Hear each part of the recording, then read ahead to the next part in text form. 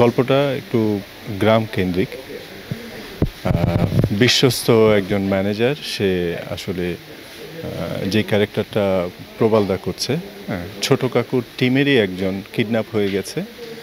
ছোট কাকু এসছেন সেই গ্রামে এই কিডন্যাপে, এই অনেক গোয়েন্দা দল তো কিডন্যাপে পুলিশকে সহযোগিতা করার জন্য এই গ্রামে ছোট কাকুর টিম আছে।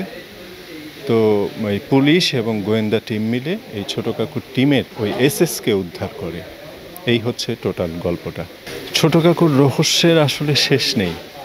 এক এক গল্পে এক এক রকম রহস্য, এবং সেটা থেকে গোয়েন্দা দল গিয়ে সেখানে রহস্য উদ্ঘাটন করে এক এক ভিন্ন টেস্টে আর কি। ছোট কাকু এক একবার এক এক গল্প একটু ভিন্ন স্বাদে আমরা গল্পের ভেরিয়েশন চেষ্টা করছি আর কি, যে মনোটোনাস যাতে না হয়। কখনো গ্রামে, কখনো শহরে, কখনো বিভিন্ন জেলায় এই কাজ হচ্ছে। এলএমই সার্টিফাইড বিশ্ব সেরা কপারে তৈরি ওয়ালটন কেবলস, যা আপনার স্থাপনাকে রাখবে সব সময় নিরাপদ। এইবার গল্পটা এনজয় করবে এই কারণে, গল্পের যে টোটালি ছোট কাকু যে রহস্যের উদ্ঘাটন করে সেটা একটু ভিন্ন মাত্রায়।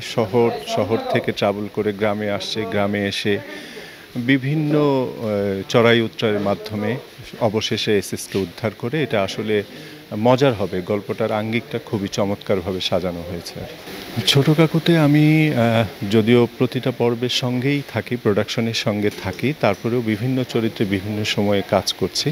তবে আমার এই চরিত্রটি খুব একটা বড় নয়, তারপরেও এই ছোট কাকু টিমের সঙ্গে থাকতে পেরে আমি খুবই আনন্দিত। এবং আমার একটি পুলিশের ক্যারেক্টার দেখতে পাচ্ছেন, আমি গোয়েন্দা টিমের সঙ্গে অভিনয়টা করছি। আমি বেশ মজা পাচ্ছি অভিনয়টা করে।